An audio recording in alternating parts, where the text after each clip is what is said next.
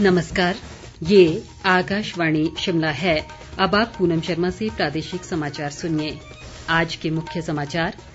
लौह पुरुष सरदार वल्लभ भाई पटेल की जयंती देशभर में राष्ट्रीय एकता दिवस के रूप में मनाई गई। प्रधानमंत्री ने अंतर्राष्ट्रीय समुदाय से आतंकवाद के बढ़ते खतरे से निपटने के लिए एकजुट होने की अपील की। 7 दिवसीय अंतर्राष्ट्रीय कुल्लू दशहरा लंका दहन की रस्म के साथ संपन्न। और प्रदेश में कोरोना के 2741 सक्रिय मामले। आज अभी तक 71 नए मामलों की पुष्टि। कोविड-19 महामारी के खिलाफ देश एकजुट होकर लड़ रहा है। आप भी हमारे साथ सुरक्षा और बचाव के 3 आसान एहतियाती उपायों का संकल्प लें। कोविड-19 से बचाव और सुरक्षित रहने के 3 उपाय। मास्क लगाएं, 2 गज दूरी है जरूरी, सुरक्षित दूरी रखें, हाथ और मुंह साफ रखें।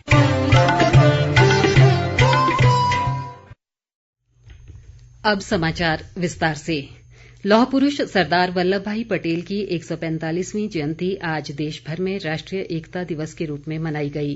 प्रधानमंत्री नरेंद्र मोदी ने इस अवसर पर गुजरात के केवड़िया में विश्व की सबसे ऊंची प्रतिमा स्टैच्यू ऑफ यूनिटी पर सरदार पटेल को पुष्पांजलि अर्पित की। प्रधानमंत्री ने कहा कि सरदार पटेल ने सैकड़ों रियासतों और देश की विविधता को आजाद भारत की शक्ति बनाकर हिंदुस्तान को वर्तमान स्वरूप दिया।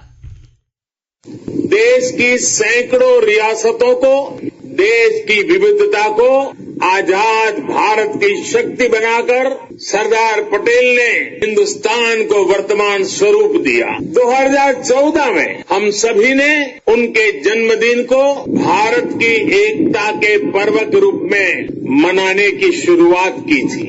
इन 6 वर्षों में देश ने गांवों से लेकर महानगरों तक, पूरब से पश्चिम तक सभी ने एक भारत श्रेष्ठ भारत के संकल्प को पूरा करने का प्रयास किया है। प्रधानमंत्री ने अंतर्राष्ट्रीय समुदाय से आतंकवाद के बढ़ते खतरे से निपटने के लिए भी एकजुट होने की अपील की। उन्होंने कहा कि दुनिया में शांति और समृद्धि के लिए विश्व समुदाय की एकता आवश्यक है। प्रधानमंत्री ने कहा कि सरकार किसानों, मजदूरों, गरीबों और वंचित वर्गों को आत्मनिर्भर बनाने के लिए कार्य कर रही है। उन्होंने कहा कि राष्ट्र रक्षा क्षेत्र में आत्मनिर्भरता की ओर बढ़ रहा है और सुरक्षा बल देश की रक्षा के लिए पूरी तरह से तैयार हैं।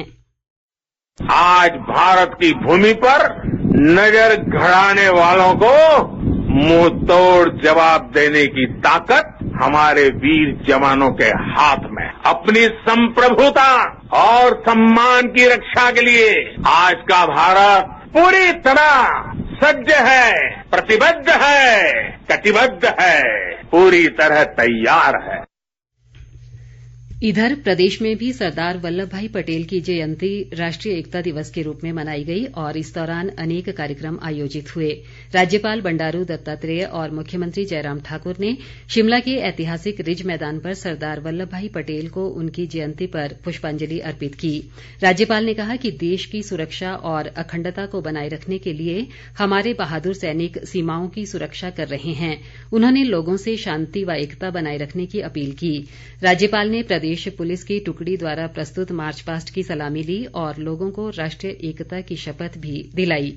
इस बीच मुख्यमंत्री जयराम ठाकुर ने कहा कि सरदार पटेल की दृढ़ इच्छा शक्ति, संकल्प, समर्पण और कूटनीति से ही ये संभव हो पाया कि भारत आज एकजुट है। जयराम ठाकुर ने कहा कि सरदार पटेल की सबसे बड़ी विशेषता और उपलब्धि ये रही कि उन्होंने अपनी सूझबूझ से भौगोलिक विषमताओं, विविध भाषाओं व परंपराओं वाले देश को एक सूत्र में पिरोया।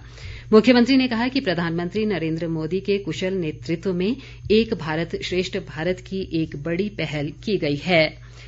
नेहरू युवा केंद्र शिमला द्वारा भी युवा मंडल गेहा में राष्ट्रीय एकता दिवस आयोजित किया गया। इस दौरान सरदार पटेल की राष्ट्र निर्माण में भूमिका को याद किया गया और उपस्थित युवाओं को राष्ट्रीय एकता और अखंडता की शपथ दिलाई गई। राज्यपाल बंडारू दत्तात्रेय ने आज राजभवन में पूर्व प्रधानमंत्री स्वर्गीय इंदिरा गांधी की पुण्यतिथि पर उनके चित्र पर पुष्पांजलि अर्पित की। वहीं मुख्यमंत्री जयराम ठाकुर ने स्वर्गीय इंदिरा गांधी को उनकी पुण्यतिथि पर श्रद्धासुमन अर्पित किए।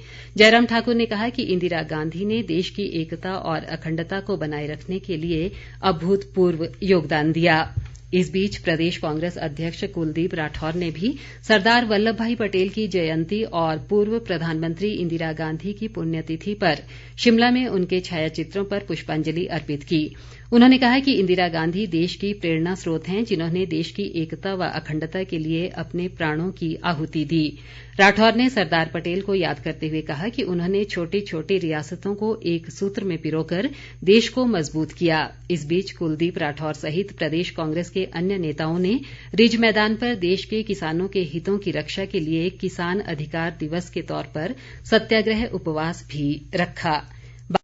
7 दिवसीय अंतर्राष्ट्रीय कुल्लू दशहरा आज लंका दहन की रस्म पूरी होने के साथ ही समाप्त हो गया।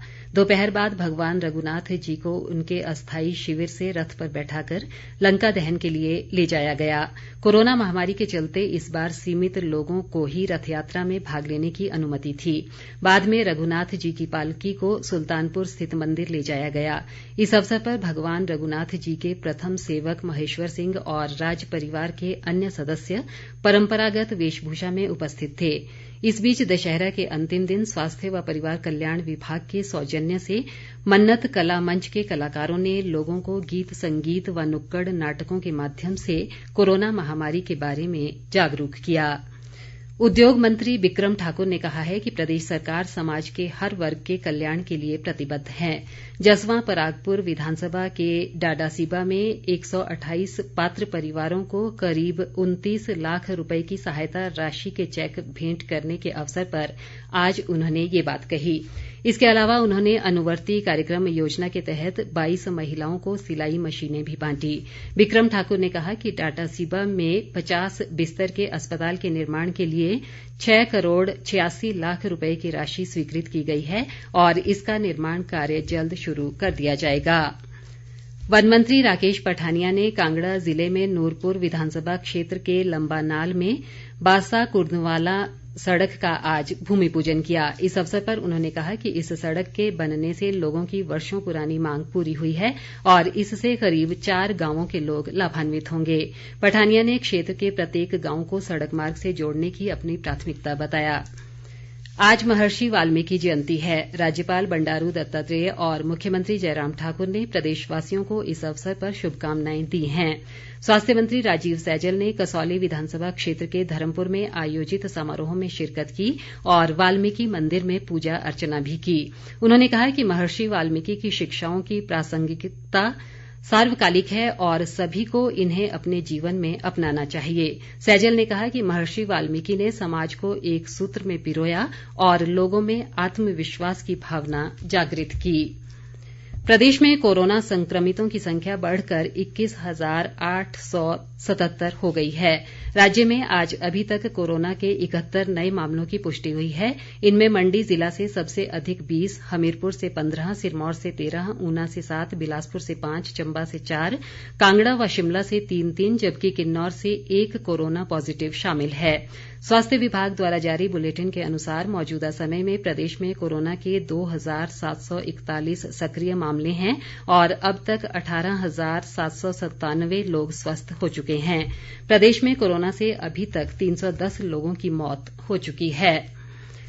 चंबा जिले में जनजातीय क्षेत्र भरमौर की लोथल पंचायत स्थित सामुदायिक स्वास्थ्य केंद्र चूड़ी में पिछले 1 माह से कोई भी चिकित्सक न होने से लोगों को दिक्कतों का सामना करना पड़ रहा है। किलोड़ वार्ड के जिला परिषद सदस्य ललित ठाकुर ने कहा है कि इस स्वास्थ्य केंद्र पर इलाके की 21 पंचायतों के लोग निर्भर हैं। उन्होंने सरकार से स्वास्थ्य केंद्र में जल्द से जल्द चिकित्सकों की नियुक्ति करने की मांग की है। चंबा जिले की चुराह विधानसभा क्षेत्र के हिमगिरी आयल में आज शाम एक कार के गहरी खाई में गिरने से 3 लोगों की मौत हो गई जबकि 2 अन्य गंभीर रूप से घायल हैं। घायलों को तीसा नागरिक अस्पताल में भर्ती करवाया गया है। अंत में मुख्य समाचार एक बार फिर। लौह पुरुष सरदार वल्लभ भाई पटेल की जयंती देश भर में राष्ट्रीय एकता दिवस के रूप में मनाई गई। प्रधानमंत्री ने अंतर्राष्ट्रीय समुदाय से आतंकवाद के बढ़ते खतरे से निपटने के लिए एकजुट होने की अपील की। 7 दिवसीय अंतर्राष्ट्रीय कुल्लू दशहरा लंका दहन की रस्म के साथ संपन्न। और प्रदेश में कोरोना के 2741 सक्रिय मामले, आज अभी तक 71 नए मामलों की पुष्टि। इसी के साथ ये समाचार बुलेटिन समाप्त हुआ। हमारा अगला बुलेटिन आप सुन सकते हैं सुबह 9:20 पर। नमस्कार।